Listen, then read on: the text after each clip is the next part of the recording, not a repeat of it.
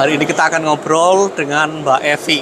Halo semuanya. Ya, kita akan memperkenalkan tentang Medcovazin. Ya, silakan Mbak Evi.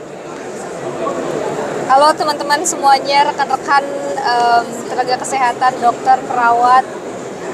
Hari ini alhamdulillah dapat kesempatan diajak ngobrol sama Pak Imam, jarang banget karena Pak Imamnya tinggal di Abu Dhabi, kami tinggalnya di Indonesia.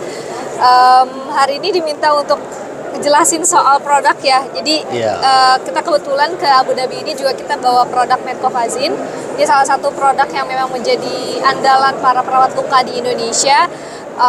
Nggak cuma di praktek mandiri sih saat ini Pak, memang sudah merambahnya udah jauh sampai ke rumah sakit, sampai ke apotik, sampai ke puskesmas kayak gitu. Jadi alhamdulillah responnya sekarang sudah semakin lebar gitu Pak. Jadi sampai pemerintah pun sekarang udah mulai merambah untuk bisa ngambil produk ini gitu.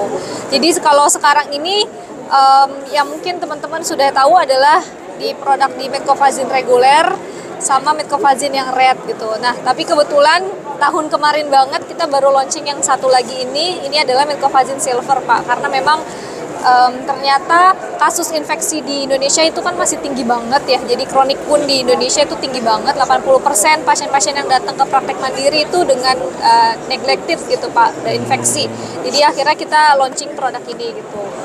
Ya, produk ini alhamdulillah sih kalau di Indonesia itu udah jadi salah satu andalan sih Pak sebenarnya. Best seller gitu ya, bisa Disebut gitu Pak. Jadi kalau misalnya hidup merawat luka tanpa ada Medco ini kadang nggak sempurna, susah gitu Pak, kayak bingung jatuhnya gitu para perawat luka ini gitu. Karena memang kalau pakai Medcovazin sendiri kan kita nggak perlu ribet soal secondary dressingnya. Jadi kalau misalnya ada keterbatasan dari segi biaya, nah itu kan masih jadi salah satu momok yang paling besar, fenomena paling besar kan soal biaya di Indonesia kan. Nah itu jadi kalau misalnya pakai Medcovazin ini secondary dressingnya masih cukup pakai kasa lah gitu. Jadi bisa menekan cost buat para pasien di Indonesia gitu. Oke, berarti ini udah termasuk ada komponen antimikrobialnya juga.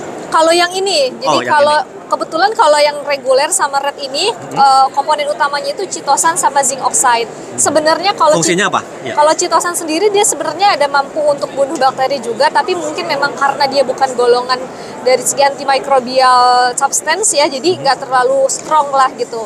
Nah biasanya kalau misalnya pada luka yang akut, nah biasanya nih kalau misalnya untuk yang reguler ini biasanya kita rekomendasiin kalau pasiennya itu butuh otolisis debridement. Ya biasanya kan datang nih pasien-pasien tuh kasusnya udah dasar lukanya udah hitam kuning gitu Pak kan. Jadi kita biasanya rekomendasi pakai ini dulu gitu, biar lisis dulu ininya.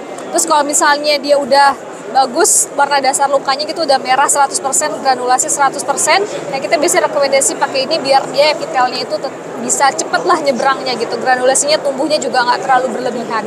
Jadi nggak hypergranulasi gitu. Karena kalau hypergranulasi kan juga nanti bingung. Nah kalau yang ini karena dia silver, kan silver salah satu antimicrobial substance kan, jadi memang dia kategorinya adalah antimicrobial dressing. Jadi kalau luka infeksi kita rekomendasinya pakai ini dulu gitu. At least 2-4 minggu pertama kita rekomendasi pakai yang ini. At least biar dia turun infeksinya.